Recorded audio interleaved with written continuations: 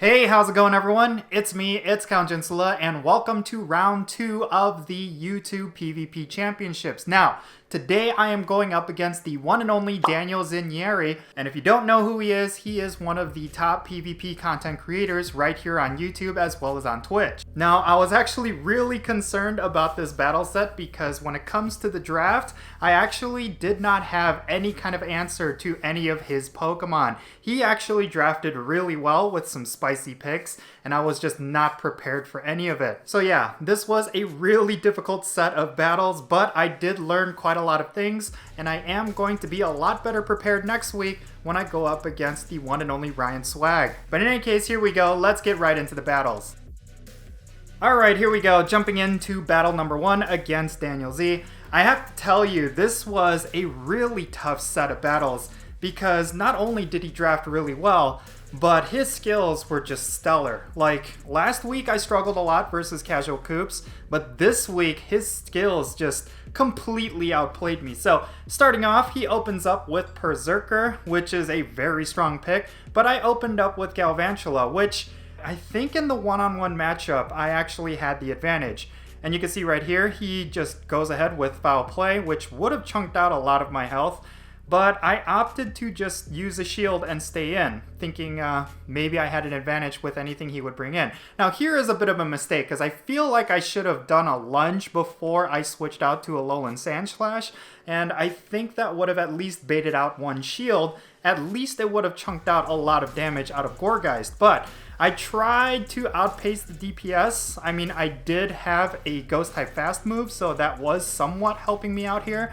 But unfortunately, I just did not have the shield advantage or the health advantage, and of course that first Shadow Ball just chunked out a lot of health. But it came down to the wire here in this first battle. Of course, he uses Seed Bomb to bait out that second shield, and then I tried to at least knock it out. Maybe he would spare the last shield, but unfortunately, I think he, oh yeah, okay, so he did actually not use that last shield, but he jumped right back into Berserker and built up a lot of energy. Now, I was in a bit of a pickle right here because I could go into Galvantula. I did think that maybe Lunge would knock it out, but it all came down to this last Pokemon. So you can see right there, I had a Shadow Vic in the back, and he had himself a Victini, which I was pretty much screwed at this point because what do I have as an answer to Victini with a shield? I had Shadow Vic and a Galvantula. I was pretty much screwed at this point. So I tried to squeeze out one more lunge right there. Unfortunately, I was not able to do so. And then at this point, yeah, it's pretty much game over. I have no answer to this Victini, and it's just a real shame because I feel like I was not prepared for this Victini. I did see it in the draft. I just did not think he would pull it out right away. But of course he did, and it countered pretty much all 3 of the Pokemon on that team. So yeah, that first game was pretty much GG. Alright, here we go. Let's jump into match number 2. Again, I think I really struggled here. He had a lot of great lucky counter picks. You know, I think in a lot of these games, I feel like if I just had one different pick on my team, I would have actually won out, but I decided to roll with Alolan Marowak into this matchup, and he opens up with Mew.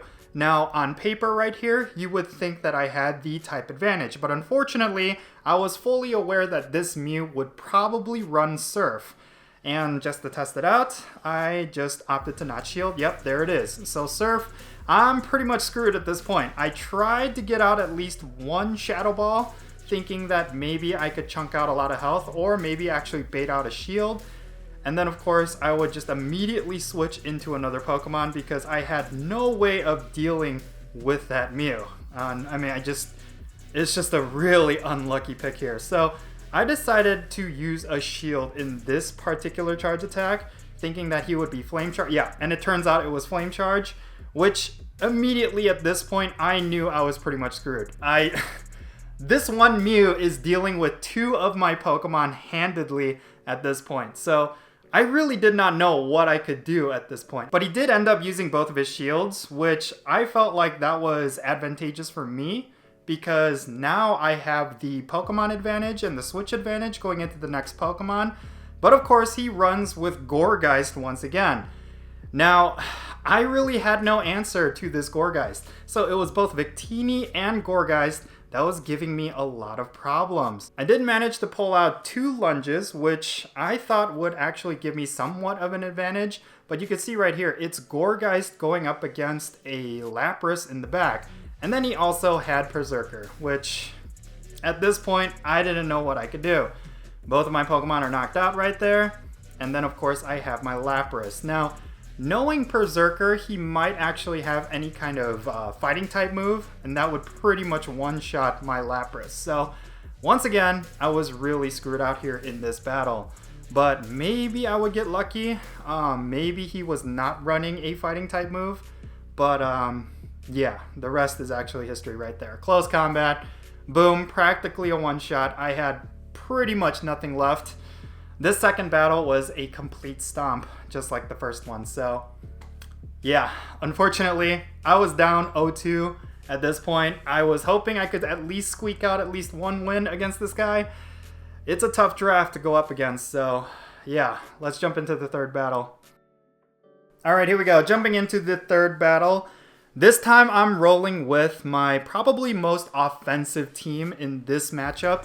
I decided to switch out my Shadow Vic with a Haunter, and Haunter was a pick that I was kind of saving for the back. But considering that he's been running Victini as well as Gourgeist, and those are the 2 Pokemon that have been giving me trouble, I decided to switch in Haunter because of course Haunter is really good at dealing with those particular Pokemon. But the one Pokemon I was extremely worried about is of course that Berserker. But here we go, Galvantula into Sirfetch'd, and I did know that Sirfetch'd was among the Pokemon that he drafted, and that was the one Pokemon that I felt like I was pretty well prepared for. Considering that I did have Galvantula as well as a couple of other Pokemon, really the only Pokemon that it would have had an advantage against was of course my Alolan Sandshrew. So I did have to keep that in mind, and there it is. There is the Victini, and yeah, this is a bit of a DPS race right here. I kind of panicked and went with a Shadow Punch, thinking I could just get it out of the way, but I really should have just saved my energy there and just build up energy for this switch back into possibly Berserker, but I knew it was going to go back into Sirfetch'd, and yeah. So I decided to shield it, thinking that maybe I could just go ahead and just try to outpace it. And yeah, I found that it had Night Slash, so that kind of freaked me out. Now here's something that happened, and this is more on Niantic. You can see right there, it looked like he lagged out a little bit. I really didn't know what to do. I just kind of went with it. I tried to message him, see if it was if he wanted to redo it, but yeah, I kind of paused right here just to give it a little bit of a second. But you can see right here, he went into Mewtwo, so this one Haunter was basically the answer to this entire team. So even if we did redo this matchup, I think he recognized that it probably would have been a loss.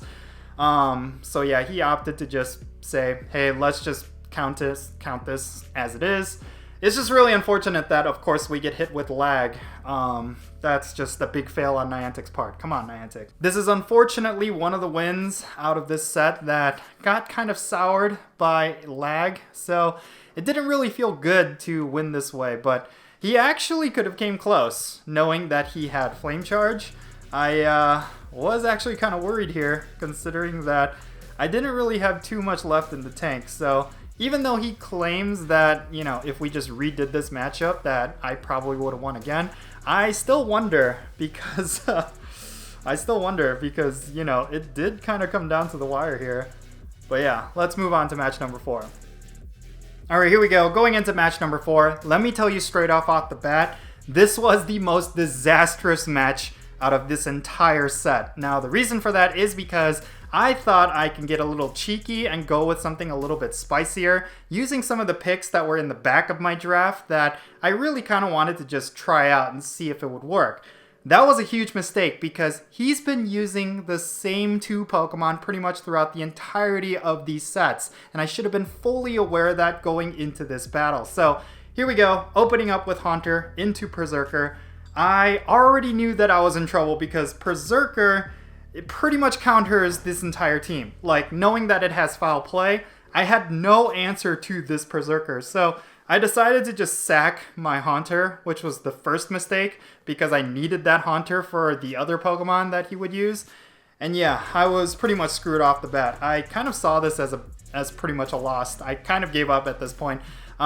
Maybe I could build up some energy, thinking that the other two Pokemon would be ones that I would be able to counter, but at pretty much this point, I just kind of thought of it as a loss, and, you know, my mental was just pretty much gone with this matchup. I kind of wanted to just jump into the 5th matchup already, but I wanted to play it out just to see what would end up happening. I had to burn through both shields just to get through this Berserker, and I knew that at least Gourgeist or Victini was in the back after this one, and sure enough, the next Pokemon to come out was Gourgeist.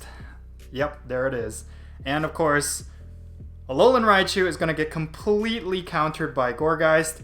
And of course I had Slurpuff, which is basically your Walmart dollar store version of any charm attacker. Yeah, big lesson learned. I should have predicted that Gourgeist and Victini would be in this lineup so that, you know, I should have just been better prepared. I think that's all it comes down to. Because, honestly, I think I would have done okay in these battle sets if I just went with at least the same 2 or 3 Pokemon, considering that that's pretty much what Daniel was doing, and I should have been aware of that. So yeah, this one's pretty much already over. Alolan Raichu has no chance against a Gourgeist, especially one that already had a shield in the back. Yeah, it is pretty much over at this point. So let's jump into match number 5. Alright, so here we go, going into the 5th match of this set, and yeah, it's already been a brutal day. I've only won 1 out of the 4 matches so far. Maybe I would get lucky with this one, and considering that last matchup was just a complete wreck, a complete stomp because I wanted to go with something spicy, this time around I went with kind of like a comfort pick team. Starting off, I open up with Galvantula, which has kind of been my go-to. But he goes up with Gourgeist. I decide to go in with Alolan Sandslash, and there it is. There is the spicy pick that I thought I could kind of counter with that last team. In my head, I thought I was okay, because Alolan Sandslash I thought would have the advantage against this Pokemon. But you're going to see right here, he actually surprised me with the amount of damage that he dealt. I kind of freaked out a little bit there. I used the shield as kind of like a panic move. I really didn't need to do that, I feel like, but in any case, yeah. I tried to at least bait out a shield. I did not do that. So, yeah. And look at this, a Fortress. This was something I was just totally not expecting. Of course, I did see it in his draft, but I was just totally not prepared for it. So, yeah, this 4th game was really close. Don't get me wrong here. It was actually extremely close. But this one pretty much came down to him completely outplaying me. I feel like I should have switched here and saved my Alolan Sandslash.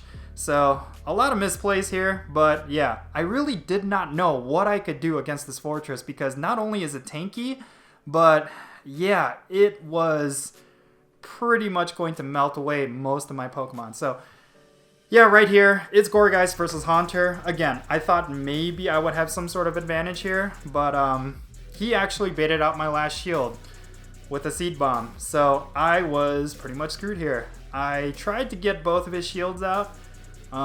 Let's see if I actually do that. I don't actually remember. Again, this matchup was really close. I feel like I had certain advantages that I just did not capitalize on. I think he rolls with Shadow Ball here, and that pretty much chunks out a whole bunch of my health. Yeah, you can see right there. Boom. I should have saved my shield for that. Obviously, that was like the first mistake out of this whole thing. Now he has all this energy that he could just knock out my Haunter as soon as it comes out.